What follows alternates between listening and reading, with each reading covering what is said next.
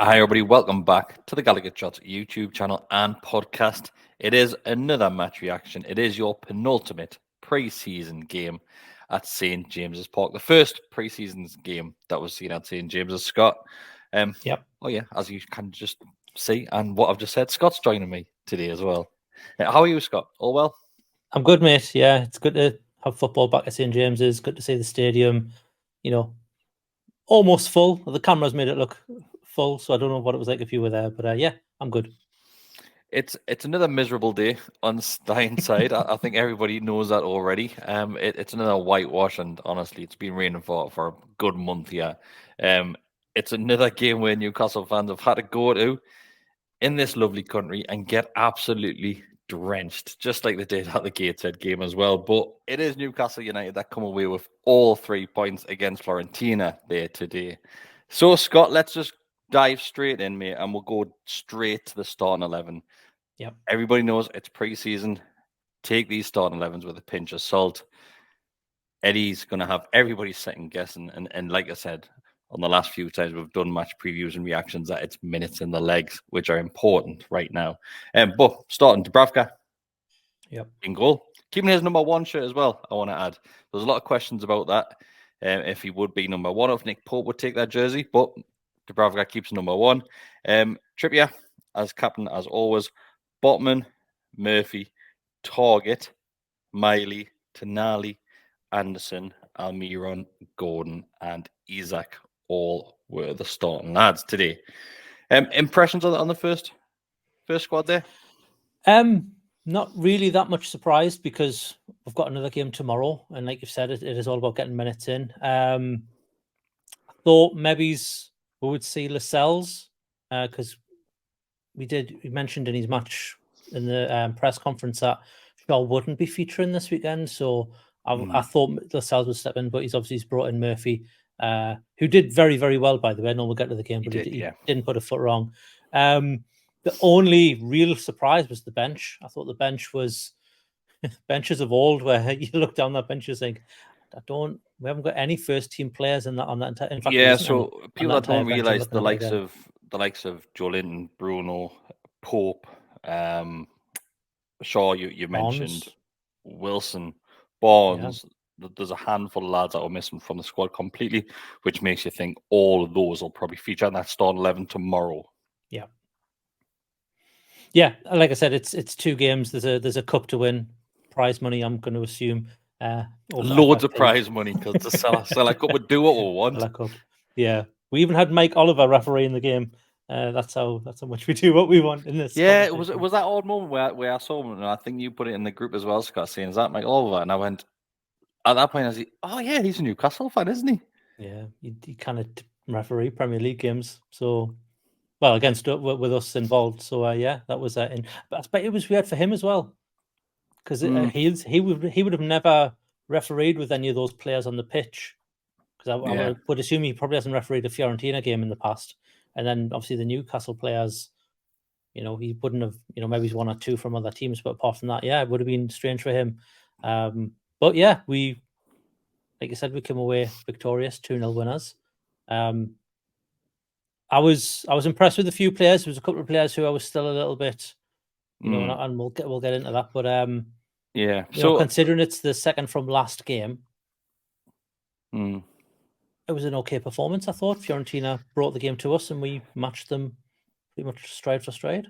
Yeah, I think there was plenty of positives to take from the game, and just to go through certain key moments of it in that first half. It was all Newcastle, really, I would say, in the first half. And players working well together, and a couple of players which stand out for me in that first half were Miggy, once again, absolutely adores pre-season, that kid.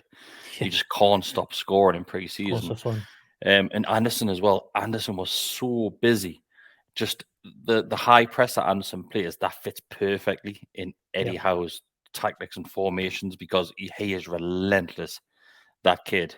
I think you see the likes of Richie, and Richie used to do a similar sort of thing where Richie just used to sprint at players and not give them a chance. And Anderson's doing exactly the same. And I thought Isaac as well today, the amount of times that he picks up the ball in quite deep on the field, really, and then starts the movement off himself for him to then be the highest player at the top of the field as well in a split second. He'd done that a few times, and he's not scared to, even when he's higher up the field and just back to goal, just get the ball, take his time, then just look at his surrounding and thinking, right, where do I go from this point? It's all pass and move with Isak. And honestly, I know we'll wax lyrical about him so much last season. I think, honestly, it's a huge season that kid has for this year coming up. Any players which stand out for you in the first half? Yeah, I mean, just to touch on Isak, obviously, I think the second half, him and Anderson swapped roles a little bit, where Anderson was playing a bit more down the middle and he was drifting out wide, and he was getting lots of joy down that left wing. I think the first goal was his running leaded to, the ball being crossed, and then the second goal as well. Sorry, the second goal was him running, getting the corner, and then obviously he finished it. But yeah, I thought Isak was good. I've noticed with Isak, he's got very fast feet when he's got the ball. Footwork is honestly, it's so impressive, his footwork. There was a couple of times where he'd have the ball and it looked like he was about to pass it, and he just put his foot on top of it and pull it back. But it looked like he played it. I mean, he's like you say, he's in for a very, very good season. Fingers crossed if he can stay fit, and I don't see why he can't. I thought he was good. I thought Gordon, although didn't have his finishing boots on the day, he had about 3-4 chances which he should have at least be hitting the target for a couple, and there's a couple he hit right at the keeper. I thought he was good at pressing. He was really good linking up with Isak. So it was Gordon that started that play as well for the first goal. Gordon picks on the edge of our box, and it's nice footwork from Gordon. Then he plays it through to Isak, and Isak does what he does, and he just puts 3 defenders in a knot, and they just don't know what he's going to do with it. Then obviously plays Miggy, and it's a great finish by Miggy. It's straight down the throat of the goal, really. The keeper should probably do better, but it's Miggy's confidence is sky high, as always, like I said in pre-season. And we don't really see Miggy scoring from that side of the field either. It's normally the other side. Yeah. But obviously he cuts in from that side, then still manages to find the back of the net. Yeah, it was the power of the shot as well. I know last season he seemed to find a bit of power in his legs when it came to hitting the ball, where that's always been a big criticism I've had of Miggy, is he's like stroking the ball and just nothing was really happening with it when he was taking shots in the past. But he seems to have worked on that, and I'm guessing Eddie Howe's probably picked that up as a weakness and said to him, look, let's work on getting you these on how to strike a ball, and it's doing him wonders. Like he scored 7 last preseason. I think he's on 6 this preseason, and obviously the goals he scored last season as well. Just can't stop at the moment, and I'm all for it. I think the kid's deserving of his place in the squad. I know he gets a lot of slack, and I think it's unfair, really, for a lot of the time. Scott, it's still there on social media, and we know how bad social media can be, and an absolute cesspit at times. But Miggy still gets a lot of critics on there and saying that it was a blip last season, and I get what they mean by a blip, because we haven't seen this previously with Miggy, where he has struggled to score goals. But he had a great season last season, and that wasn't just obviously and find these scoring boots, but linking up play and everything else was great from Miggy last year. Yes, he had his moments where you think, is he good enough? But I think last season, he's, like you said, he did cement his role in that team, and I think it'll be the same this season. I really do. I think there's so many lads that I think have got really big seasons ahead of them, and Miggy's another one, because eyes will be on him thinking, he scored this amount last season. Yeah. So he should be doing similar this year. Yeah, I mean, his link-up play with Trippier, I mean, we all know what that's... Trippier and Bruno were great last year. And yeah, with Bruno, and he was doing it today with Tonali a little bit as well, because Tonali was drifting on that right-hand side. Again, want to touch on Tonali a bit. I thought he was decent. He did look a bit lost at times. I don't think he truly knows his role in the team yet. But I thought he was full of legs, full of running. Passing was, spot on for most of the game. And obviously, you're going to get 1 or 2 wayward passes, but I think for most of the game, he was pretty decent. And I think for your first game at St James's, what you have to realize, Scott, is that he's playing in that midfield role, and probably every game he's featured in now, there'll be 3 or 4 that he's probably had different players alongside him every single part of that. Mm-hmm. It's a strange one for him to come in with pre-season and obviously not get a run in that team with the players that are going to be around him. Do you think he's going to be starting come that first game of the season, which is only a week away now? Do you think he'll be starting? If it was, or will Eddie go back to what Eddie does and think? I don't think he does stop because it's Premier League. Although he did okay against Villa, like he didn't do too badly against Villa when he played, but obviously that's pre-season. It's a totally different ball game when he's playing Premier League. It depends on who's fit. You know, I think you've got Anderson, you've got Bruno, potentially Joe Linton in the middle. I don't think Longstaff. I don't know if Longstaff plays tomorrow, then I think Longstaff starts and Tonali does get a bench. I don't know if Tonali would particularly like being on the bench. I mean, I think he's been, star boy at AC Milan, and I don't know how he'll react to that, but he's going to have to like and lump that because that's how Eddie Howe plays it. He'll play the team that he wants to play. Maybe he'll make a cameo. I don't know. We'll do a match preview this week and we'll talk more about that because that is coming up this week. Yeah, match previews will be returning the first one. Yes. Yeah. So I look forward to those coming back as well. It was great doing match previews last season because we just win that. We'll win this one. Yeah. Not many people have it down to losing games last season. Not at all. But yeah, you mentioned Gordon as well. And I think we would probably have a different conversation if we were reacting to a Premier League game and he misses those chances. Because a lot of them, I'm seeing a lot of them, those one or two which were really, as a player of his quality, he should be finding the back of net with them. Yeah. If not, at least testing the keeper. He failed to do that today, and I'm not saying he had a bad game because he didn't. I thought overall his game was decent, but in front of goal, I was never confident that he was going to score, and that's an issue for me. Yeah, it is. I mean, I think if that keeps up, and we've got Harvey Barnes who can take his place on that side, and he can finish, and we've seen that with Leicester.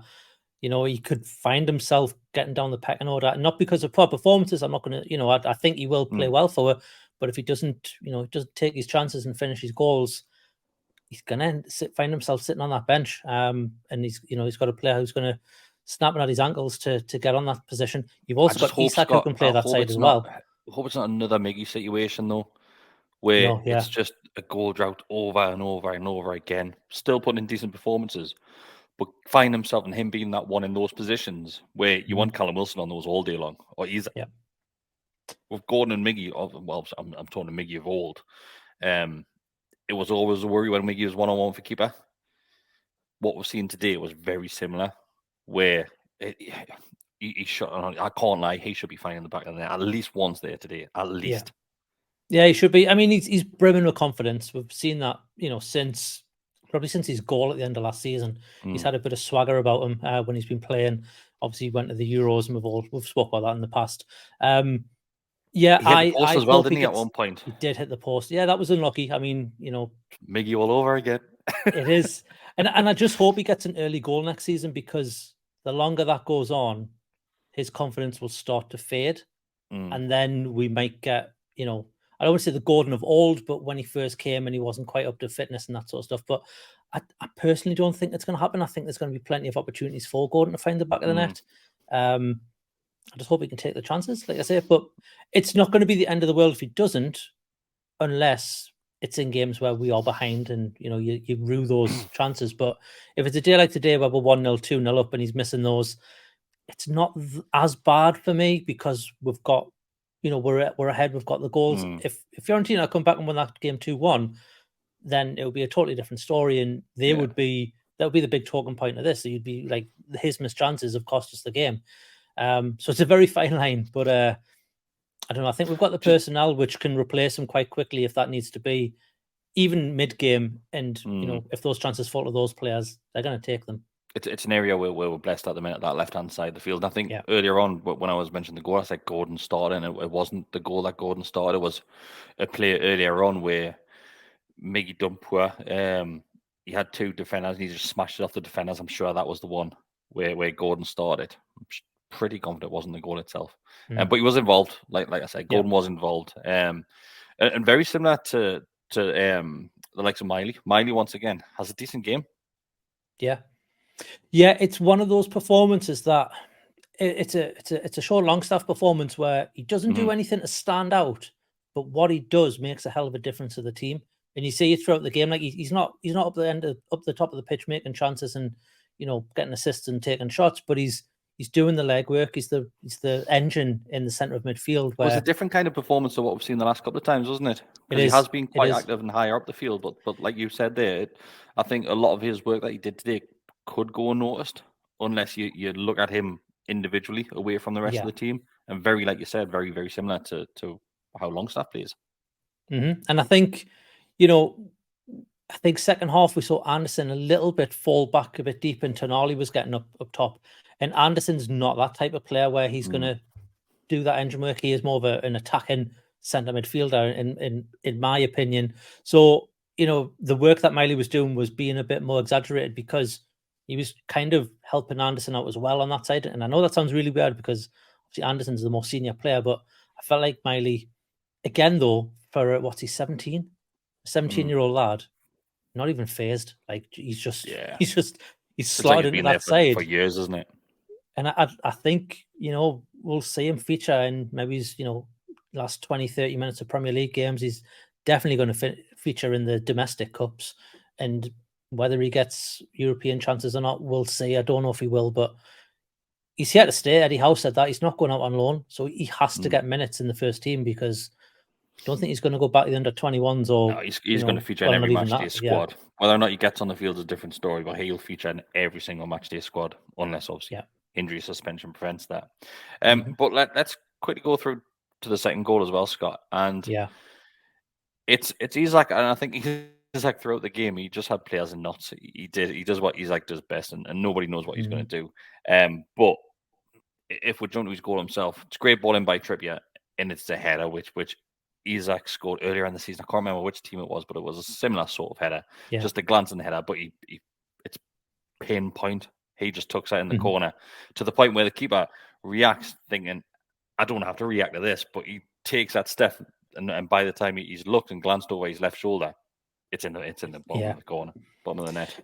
Yeah, it's a clever little run from Isak. He kind of starts on the front post, and he just kind of drifts away from it a little bit just to get that kind of yard ahead of his defender, and then he's got the height and the legs to make that jump. And it's one of those balls where, if there's not a player on the end of it, it's a bad corner, but because Isak's there and he's on the end of it, it turns into a really good corner because we get the goal or we get the glance on and someone else can flick it in. I know Trippier maybe he's coming to a little bit of stick towards the end of the season because his delivery wasn't the best. I think we've seen in this pre-season that he's still not perfect, but he's getting there, and it's getting back to what we were used to. And today's just cemented that a little bit more with the assist. But yeah, I mean, Isak's scoring them all day, every day. Like if the ball's put on, it's on a plate. That's just his bread and butter. I think I put in our group chat. It's what he loves to do. Yeah, I'm all for it. And do you know what? It was weird because I was actually thinking to myself before that goal went in, I was like, Isak hasn't scored much this preseason. He's only got one or two, and is that a little worry for a striker? And then he goes and does that, and you're just like, oh yeah, okay, obviously I know absolutely nothing, and he's gonna prove me wrong every single time. So it's nice to see him get on the score sheet, and hopefully Wilson can get a couple tomorrow and keep that appetite for the competition between the two alive, because I'm guarantee you they've got a small bet between the two of them on who gets the most goals next season. Yeah, well, I agree. Hopefully that's going to pay off for both of them and they're going to be double figures. So if you're picking a man of match to the day, who are you going to go with? So Adam put in the group chat that his man of the match was Murphy because he hadn't put a foot wrong and in defence. And for me, a lot of the time defenders don't really get the praise that they deserve.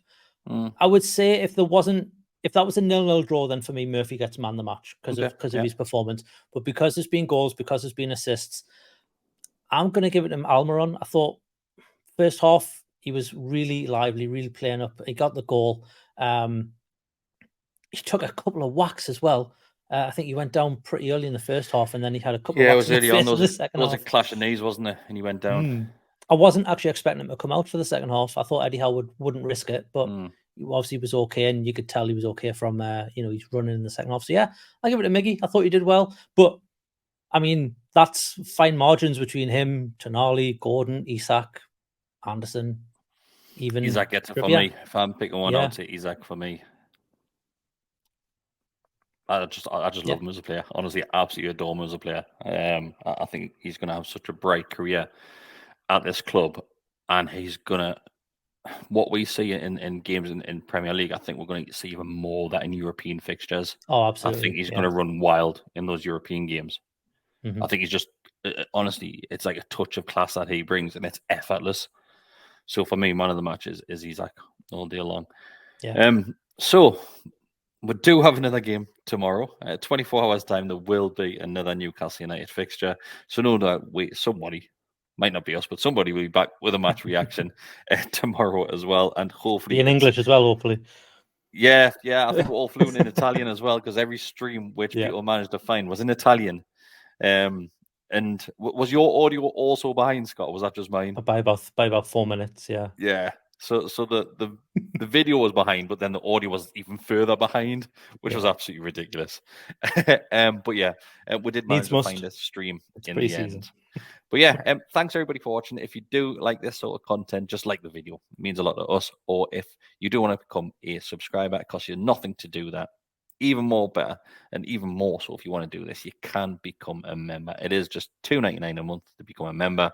The membership has gone through the roof recently, and I think a lot of that is down to you get access to the Telegram group as well. And the Telegram group, basically, it's just a community hub where it's like-minded Newcastle United fans interact with each other, and it's great entertainment in there. It's been so busy today with both Newcastle and non-Newcastle United stuff as well. But yeah, thanks for watching. See you later. Ta-ra. Ta-ra.